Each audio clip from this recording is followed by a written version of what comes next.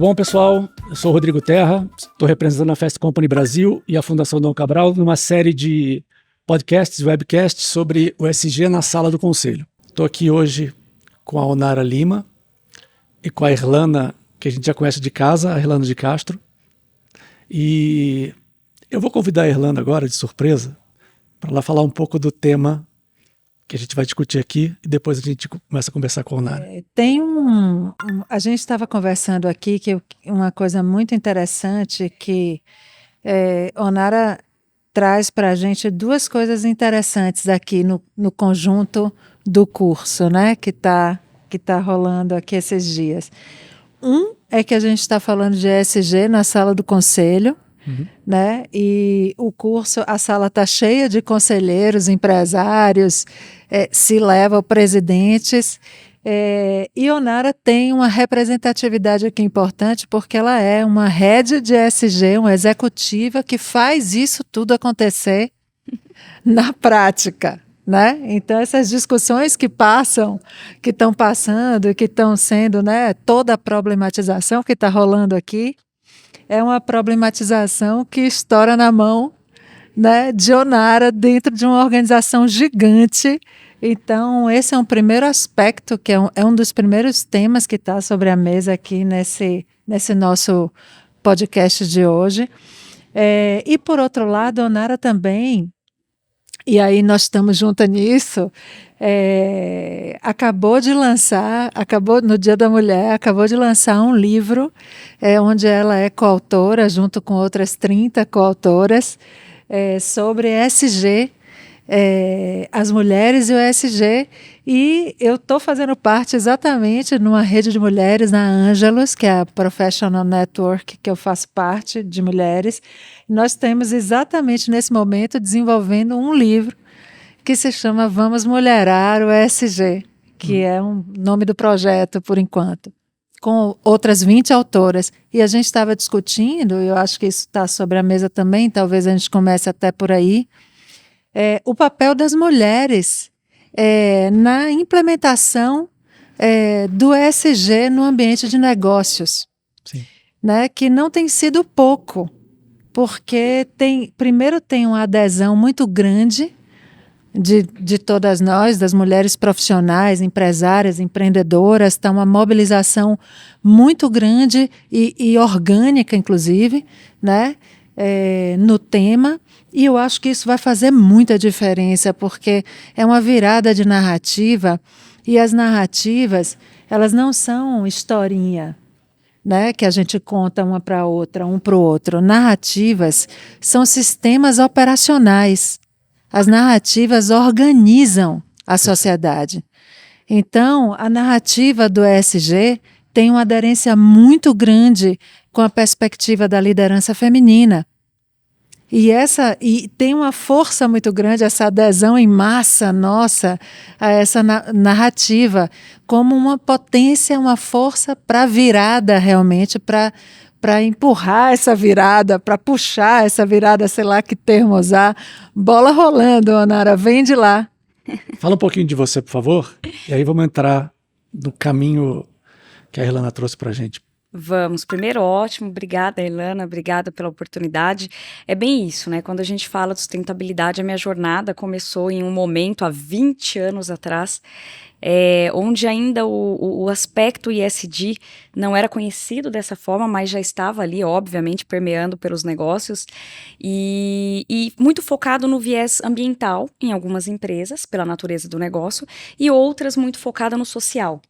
Mas nunca se trouxe o pilar central, que é a governança, que é justamente algo que eu acredito muito quanto profissional. Sou engenheira de formação, então sou uma pessoa super objetiva. Apesar do tema ser aspiracional por natureza, eu sou uma pessoa muito pragmática. E eu acredito que dentro das corporações, quando a gente traz esse olhar feminino, né, os valores femininos, isso não quer dizer que os homens não possam ter esses valores femininos, mas eu acho que ele tem uma conexão muito mais direta com os aspectos sociais, ambientais e governança que está muito entranhada com a ética né? Não tem como separar ética, valores, dessa questão de como fazer o certo, né? Como colocar os nossos valores dentro ali de uma organização que tem suas prioridades, que tem as suas estratégias. Eu acredito que a jornada, né, junto com a narrativa, porque a narrativa, ela vem sendo construída junto com a jornada. E mais do que isso, né, estando na área, eu escuto muito assim, vamos falar sobre propósito. Eu não tenho nada contra o propósito, pelo contrário, eu acho que o propósito é maravilhoso. Mas o propósito, ele é a cereja do bolo. Para a gente falar de propósito, a gente tem tanta coisa a ser construída para que o propósito seja efetivo e deixe um legado, e não apenas um propósito, porque um propósito ele fica bonito quando está na parede, mas para construir, para chegar nessa fala de propósito, existe uma longa caminhada até que esse momento realmente seja materializado, dentro de uma organização principalmente. Então, estando nessa sala, né, quando eu fui convidada para participar do ISD, primeiro que quando eu vi o ISD na sala do conselho, eu mandei uma mensagem para o Carlos Braga, falei, fantástico, porque existe um grande gap do próprio desconhecimento sobre o que são de fato esses aspectos permeando dentro dos processos, com o famoso processo transversal que é tanto falado e tão difícil de ser visto na prática. Eu fiquei muito feliz porque a gente precisa encurtar esse distanciamento, né, esse gap que existe hoje entre as pessoas que estão de fato executando, né, eu como head de sustentabilidade estou vivendo tudo isso na prática, na pele, no coração, na alma e onde mais precisar, né, nos vieses que precisam ser ali muito bem direcionados, porque são temas muito estratégicos e tem que estar na estratégia da companhia, conectado a esses tomadores de decisão. Porque as decisões são tomadas no board da companhia e eles precisam entender a profundidade que cada um desses aspectos trazem. Porque o ESG, ele não é um tema raso, ele é um tema muito profundo. E ele é um tema que muitas vezes tira as pessoas da zona de conforto, porque ele traz o novo. E eu falo, a reação do ser humano, por natureza, aquilo que eu não conheço, primeiro, ou eu tenho a linha de defesa, não, vou me defender. E aí entra a polarização do tema, né, os questionamentos, é importante, não é? É uma linha de defesa, no meu ponto de vista, ou ela começa a criticar tanto a ponto de querer tirar a credibilidade daquele aspecto, mas ela não entende o que ela pode trazer a favor dela, todo o potencial que esses aspectos trazem na tomada de decisão. E a fala do Fábio foi muito legal. Fábio Barbosa. Fábio Barbosa. Eu adoro ele, todas as falas dele são fantásticas, mas eu gostei de uma em especial hoje, em que ele falou assim, maximizar lucro é importante, mas isso ele tem que olhar no longo prazo, que é onde o conselho tem que olhar, né? O conselho é o farol alto, como o professor Braga falou. Ele tem que olhar a perenidade do negócio, a perenidade é o farol alto. Então, será que os conselhos não estão tão apegados ao dia a dia, com o farol baixo ao invés do farol alto? Então, a sustentabilidade ela tem que estar conectada entre o presente e o futuro. Não dá para você olhar só para o futuro sem conectar com o presente. É dessa forma que se materializa.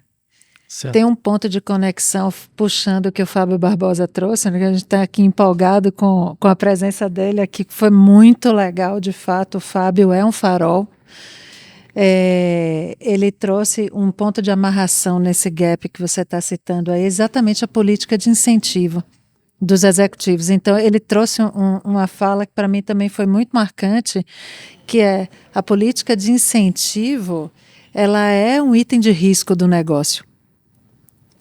Porque dependendo de como você calibrou a sua política de incentivo, você vai ter potencialmente mais ou menos futuro. É exatamente isso. Qual é o seu incentivo? Você está olhando o curto prazismo ou você está conseguindo extrapolar isso para os próximos anos? A inovação, o desafio da inovação que você colocou é muito importante. Tira as pessoas da zona de conforto e muitas vezes a gente encontra um tom de ameaça que é um processo de entrada muito complexo quanto mais sobe na escala hierárquica das empresas. Você toca uma área de ESG e como foi a chegada ou até a criação dessa área e que desafios você tem dentro da empresa, acho que para cima, para o conselho, mas para baixo também para a galera que está no dia a dia. Olha, essa fala vai ser deliciosa de responder, né? Porque, primeiro que o ESG, ele necessariamente passa pelo engajamento e, consequentemente, pelo aculturamento. Se de fato esses aspectos não estiverem na cultura da companhia, o engajamento certamente vai tender a um fracasso. Quando as pessoas entendem do que a gente está falando, quando você consegue demonstrar que aquilo que ela está fazendo no dia a dia dela conecta com essa coisa que parece que está tão distante, primeiro que o termo é em inglês. O fato do termo ser em inglês já cria uma certa barreira em alguns níveis, porque é pela natureza, né? A environmental, social e governance, aquela coisa bonita. E quando a gente olha para todos esses níveis dentro da companhia, necessariamente ele precisa ter ali aquele senso de pertencimento. Então, por exemplo, quando você mostra para aquela pessoa que o dado, por exemplo, do consumo de água que ele está tendo na operação, impacta num dado financeiro que a gente vai pôr para o nosso acionista, olha a relevância que tem esse dado que ele está coletando lá na ponta, a qualidade desse dado, porque isso vai influenciar uma decisão de um investidor que vai munir e retroalimentar todo esse ecossistema. Mas isso precisa ser verbalizado. Outro ponto. Quando eu cheguei na companhia, eu fiz questão de conhecer todas as unidades operacionais. Então, eu conheço como funciona a operação do negócio. Porque as decisões não podem ser tomadas com um distanciamento tão grande que você não conhece a realidade daquela pessoa. Então, quando você tem uma escuta ativa a todos os níveis que vão nos alimentar dessas informações, para que a gente possa ter dados para tomar decisões, definir direcionamentos, estratégia e tudo mais, você consegue ter, assim, essa vontade do pertencer.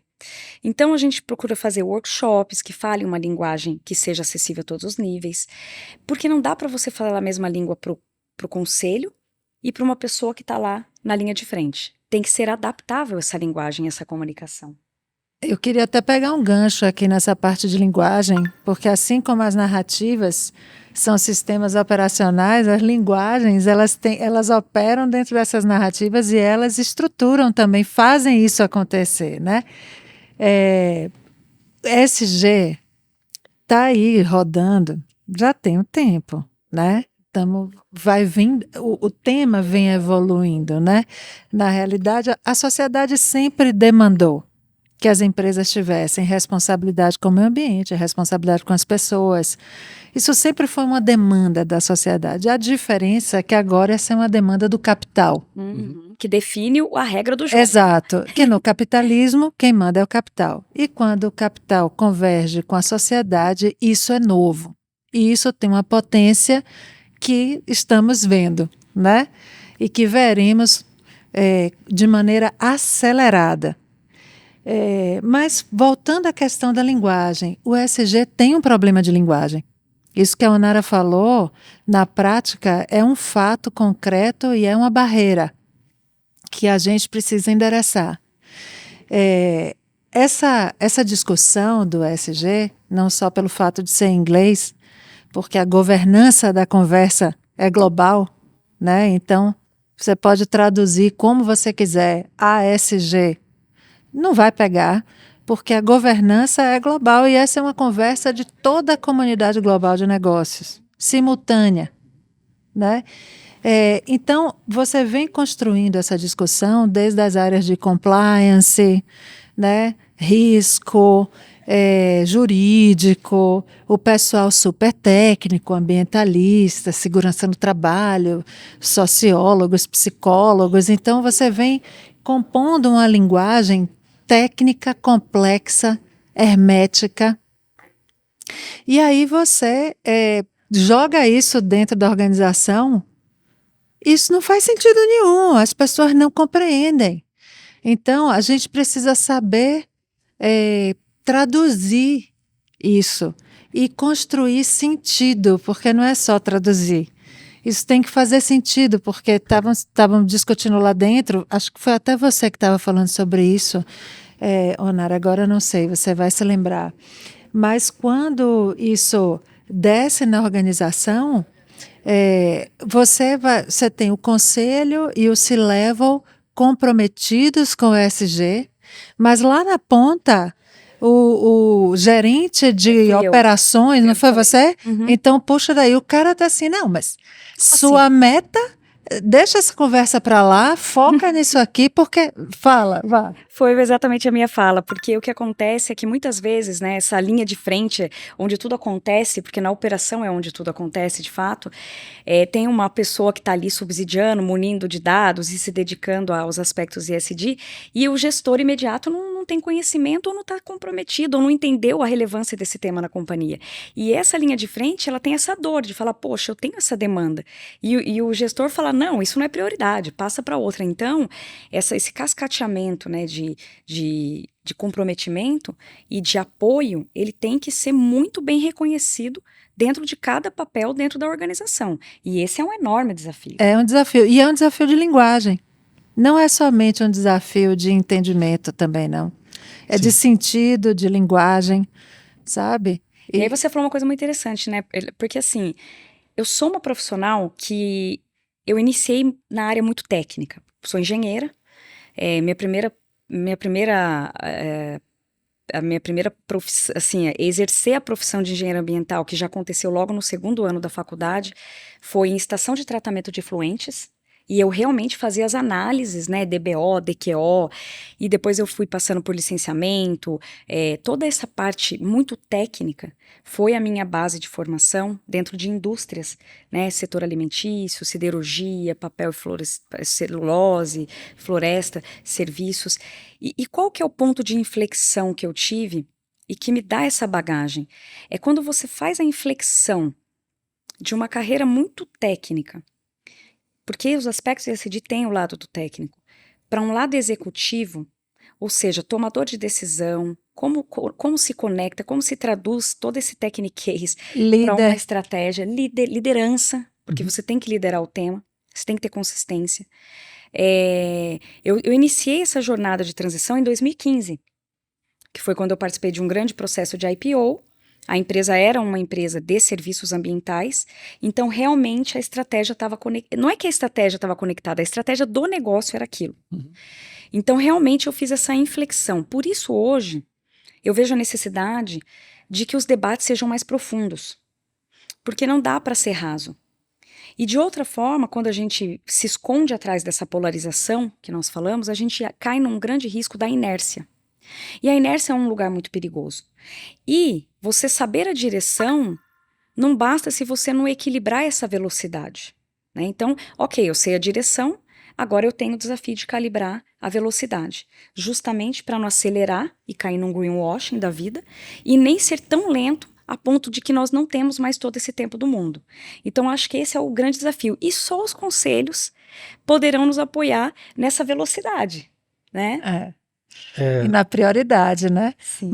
Mas quem puxa isso, a beleza do movimento do ESG é que é um call do capital.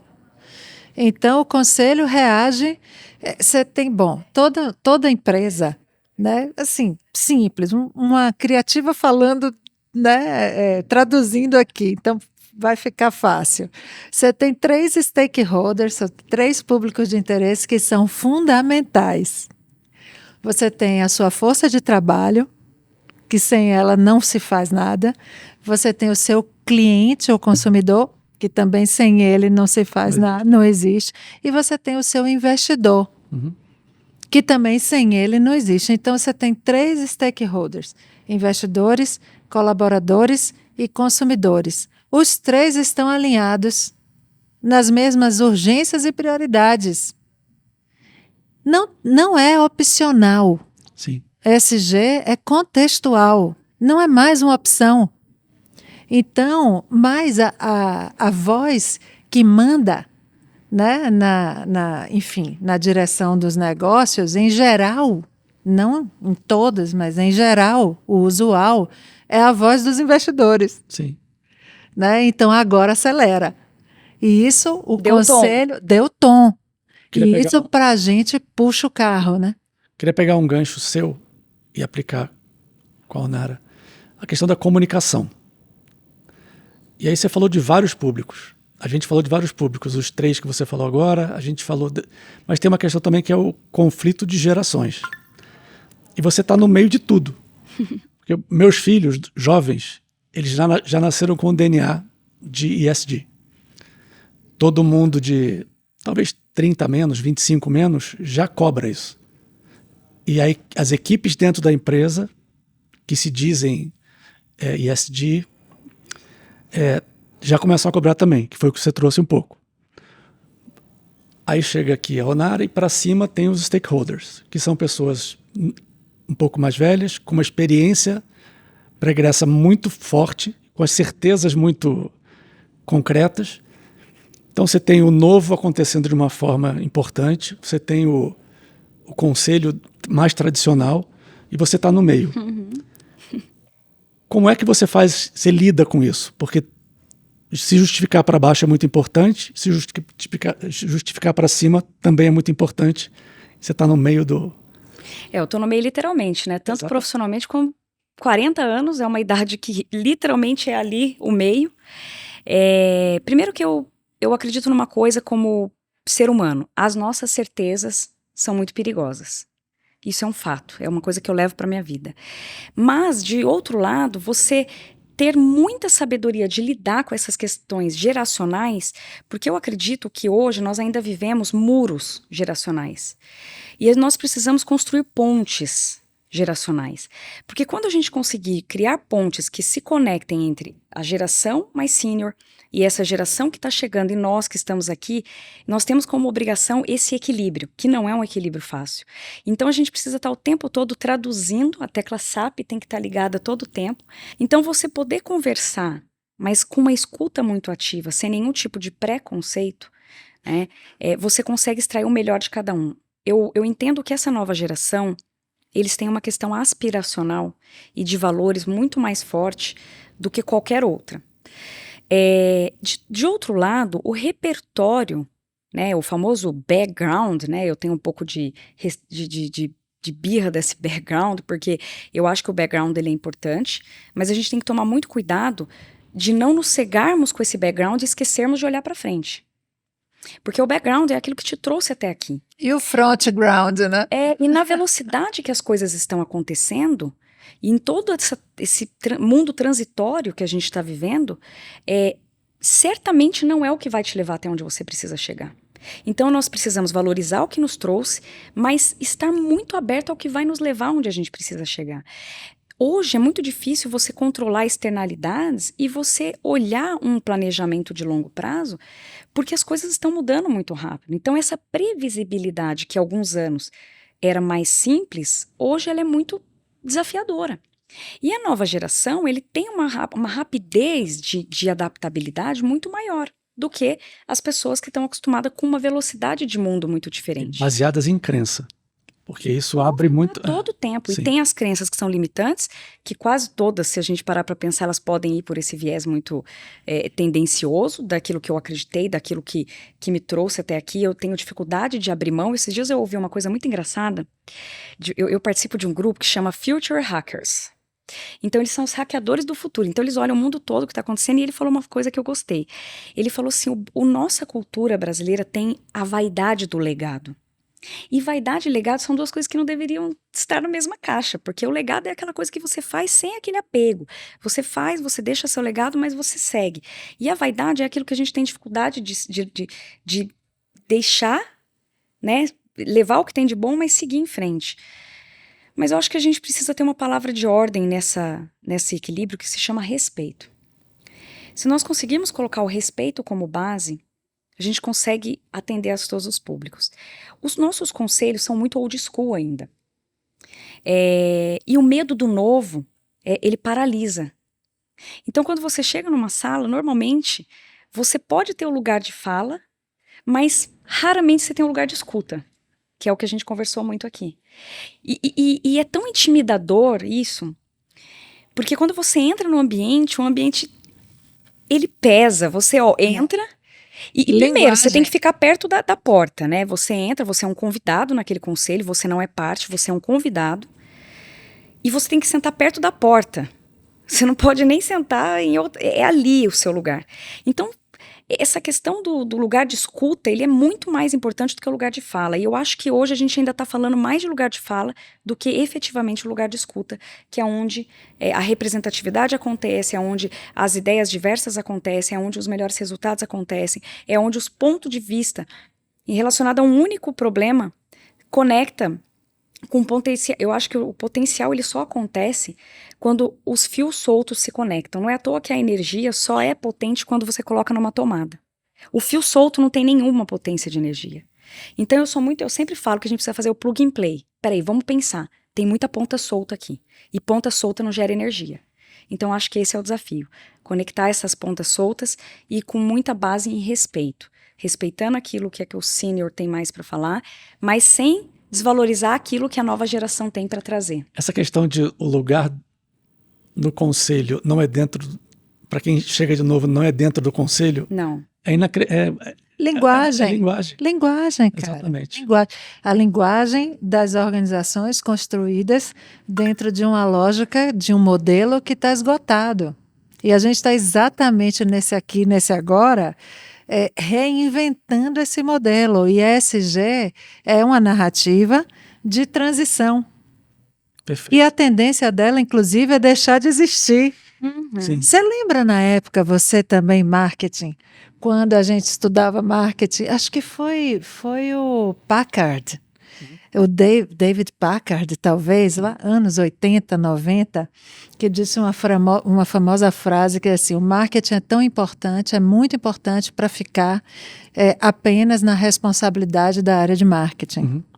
Perfeito. Hoje, a gente vê as empresas já nascem em cima de um job to be done, um problema, uma dor, etc e tal. Isso é o marketing desintermediado e espalhado por toda a lógica daquele negócio. SG vai ser a mesma coisa. Hoje a gente está falando de SG, daqui vamos chutar aí um tempo, porque a coisa está acelerada. Mas eu acho que esse pinote, quando chegarmos em 2030, já não vamos mais estar falando ESG, porque você já vai estar absorvido em todas as áreas e aspectos daquele negócio, daquela ideia, daquele projeto, daquela estrutura.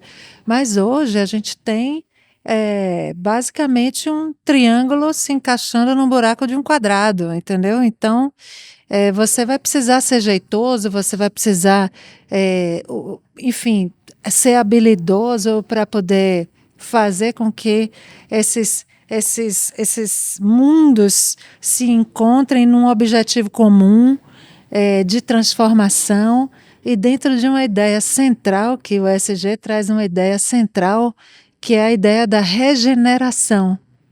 Então, a ideia da regeneração, ela é central na ideia do ESG. Então, você vai virar de uma narrativa onde os fins justificavam os meios, no ambiente de negócio, muitas vezes, na tomada de decisão, para uma narrativa onde os meios justificam os fins.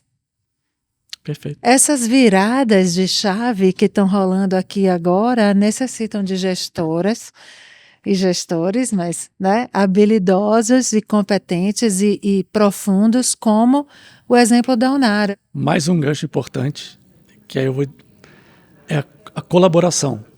No teu exemplo do jovem que instiga e do tradicional que não dá espaço, a colaboração é um ponto essencial para fazer as coisas acontecerem. Tem um exemplo prático, que está aqui, é o livro, que você fez o livro com outras 30 mulheres. Então, houve certamente uma colaboração para o produto final sair. Então, o quanto a colaboração pode mudar o teu dia a dia e como aplicar? Muito legal. Eu acho que a colaboração ela é o fator de sucesso em qualquer que seja o processo. As ações colaborativas, elas são afirmativas. Quando a gente potencializa cada pessoa dentro do seu lugar de melhor entrega, a gente consegue entender que juntos a gente sempre chega mais longe. Eu sou uma pessoa que eu acredito no trabalho em time. Então, por exemplo, se eu estou num time, eu preciso entender o que cada um tem de melhor, porque isso que é o barato de você ter essa observação, porque se a pessoa está naquele melhor dela, primeiro, ela vai fazer com tanto entusiasmo que a chance dela te surpreender é muito grande. Você também tem que empoderar as pessoas. Porque também tem um outro lado do ser humano, que é a autossabotagem, que a pessoa sabe o que tem que ser feito, mas ela delega para cima. Então, o engajamento ele só acontece quando você não pega essa bola que foi delegada para cima, mas você devolve de uma forma provocativa. Então, muitas vezes eu vejo as pessoas pelo não conhecimento do ISD, Nara, mas eu não sei o que é isso, não sei nem por onde começar. E aí eu devolvo com perguntas, né? Então eu falo, por exemplo, você faz essa? Faço. Isso é ISD. E aí a pessoa começa a falar, nossa, então é isso que é ISD? Por exemplo, nós fizemos agora, no primeiro workshop, nós preparamos vários workshops de engajamento. Inicialmente, a provocação do meu gestor foi que fizéssemos workshops de engajamento para alta liderança. Ok. E assim eu preparei.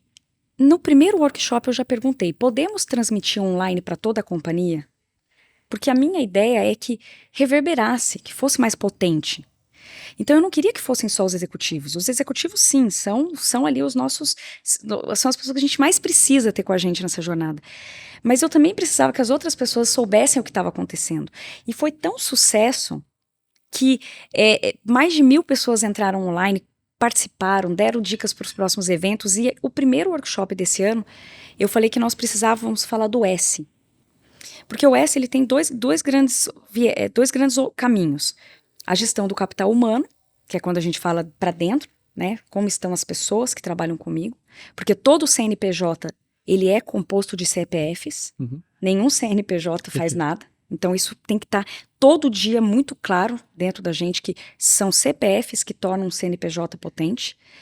E também nós temos a gestão do capital social, que é a comunidade, é o entorno. Se você não fortalecer a sua comunidade interna, qual é a sua ambição de fortalecer o externo? Do que a gente está falando? Né? Exato. Verdade. Então é uma espiral que tem que ser de dentro para fora e depois de fora para dentro, retroalimentar de forma salutar, porque todos estamos no mesmo ecossistema.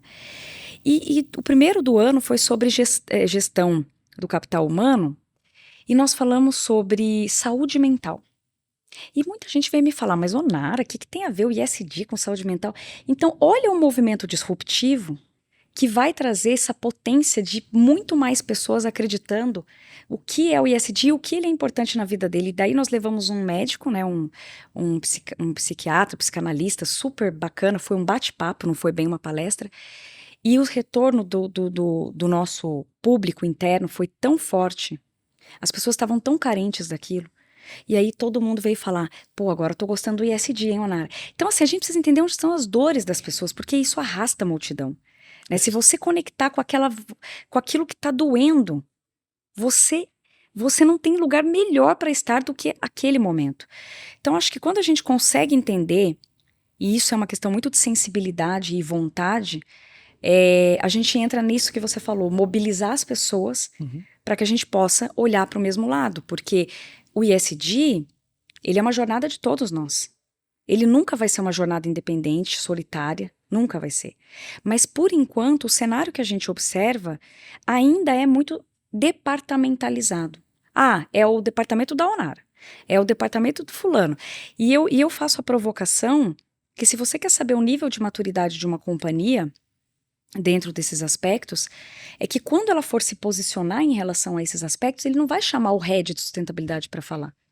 Qualquer pessoa da companhia, em especial os executivos, se sentirão confortáveis a falar, não de forma técnica, mas de forma do quanto aquilo está de fato conectado ao negócio, à estratégia e a tudo que é relevante dentro da companhia.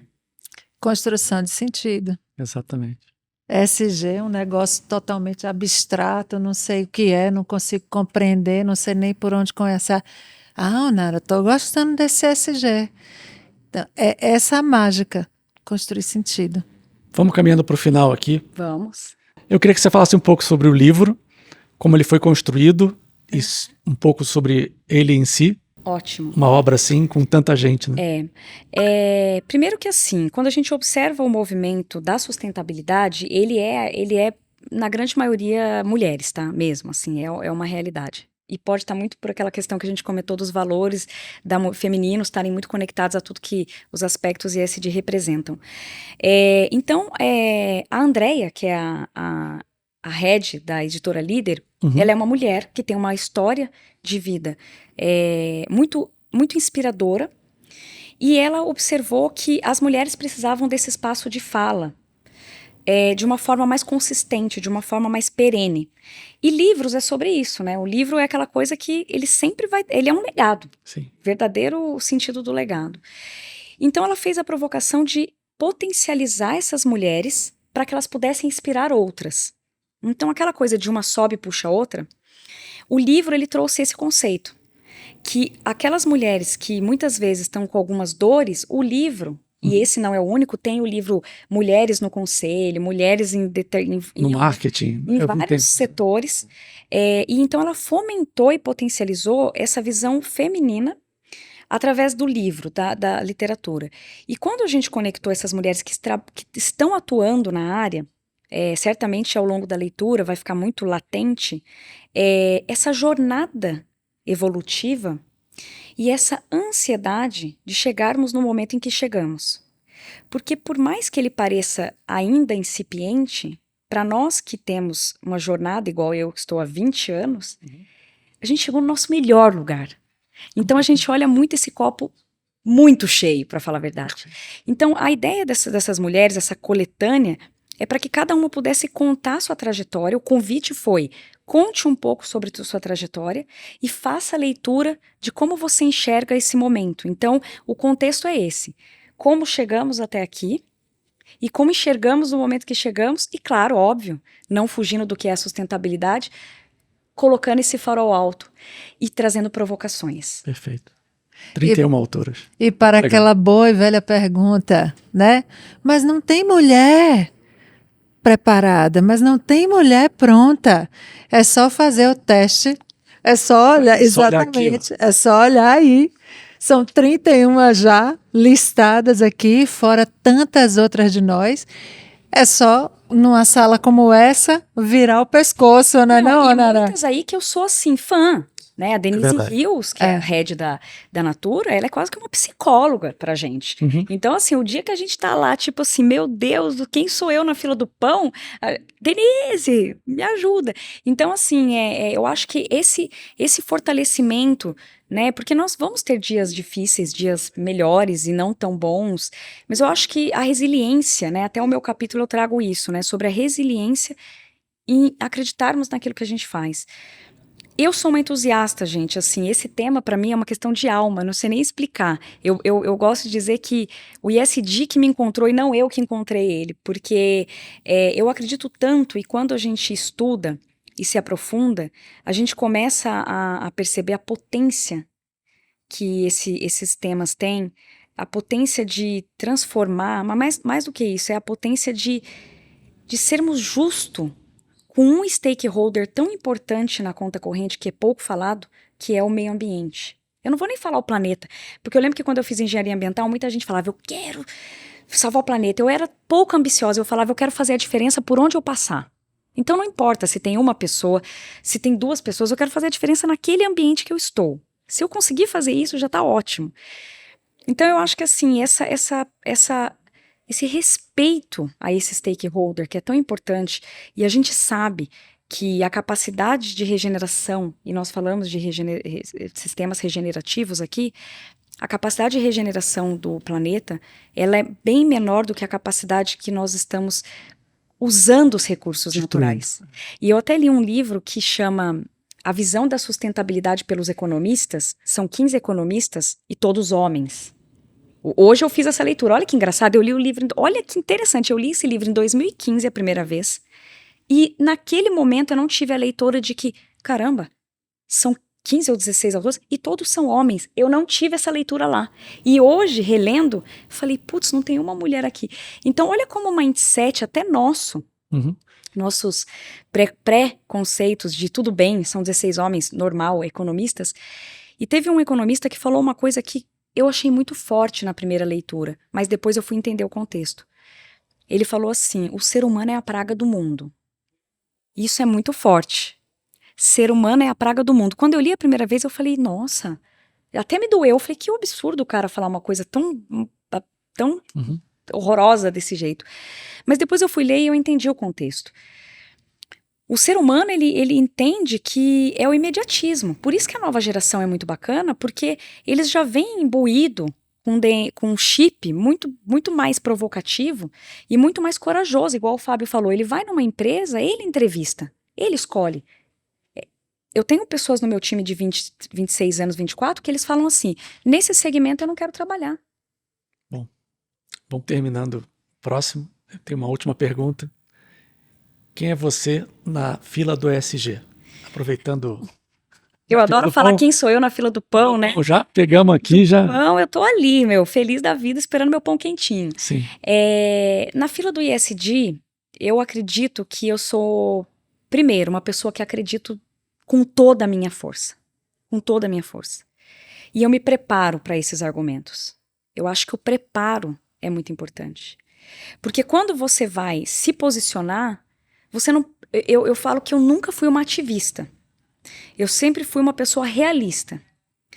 Então, essa dose de realismo, e quando você consegue contextualizar o porquê de tudo aquilo, com a sua verdade, eu acho que a gente está no melhor lugar de potência. Poder ser quem você é, poder fazer aquilo que você acredita todos os dias, mesmo que você esteja num ambiente muito adverso, que poucas pessoas acreditam naquilo que você acredita, eu sou a favor de se unir àqueles que acreditam primeiro, para convencer aqueles que não acreditam. Então, acho que é um movimento reverso. E eu não perco meu entusiasmo, eu sou uma pessoa feliz. Até o pessoal falou, você está sempre feliz. Eu falo, não, eu não estou sempre feliz. É que eu escolho ser feliz. Então, acho que essa pessoa sou eu, sabe? E o fio que me conduz é o conhecimento. Perfeito. Eu sou uma pessoa muito dedicada a conhecer sobre o que eu estou falando. Eu sei tudo? Não, óbvio que não. Mas se eu vou falar de algum assunto, eu tenho que estar muito segura com dados, com fatos, e hoje a gente trabalha com isso dentro do ESG. Não é tão abstrato quanto as pessoas pensam. Nós temos dados, nós temos fatos, e nós temos a capacidade de, através da tecnologia e da inovação, numa escalabilidade, que essa é a nossa ansiedade, chegarmos em todas essas ambições que estão sendo compromissos das companhias, e trabalhar com a transparência. Eu acho que a transparência, ele é o caminho que nos leva para os melhores lugares. Então, acho que essa sou eu. Maravilha. Irlana, eu vou fazer a pergunta de novo para você. Porque eu tenho certeza que a Irlana de hoje já é diferente da Irlana de ontem, que foi quando eu fiz a pergunta. Então, quem é você no ESG? Eu estou na missão. Eu sou, na fila do ESG, eu sou uma grande animadora da virada. Sim. É isso aí. Perfeito. Tô na gincana. Tamo junto. Obrigado, Onara. Obrigado, Irlana. Foi mais um papo incrível. Eu sempre fico com um gostinho de quero mais quando eu termino uma entrevista como essa. Que daria... Eu até brinquei no papo anterior, se a gente pode ficar aqui mais 2 dias. Que eu garanto a pizza e o refrigerante. Mas muito obrigado em nome da Fast Company Brasil, muito obrigado em nome da Fundação Dom Cabral e até os próximos papos. Obrigada pessoal, obrigada Obrigada de novo, gente. Vamos lá, tchau, tchau.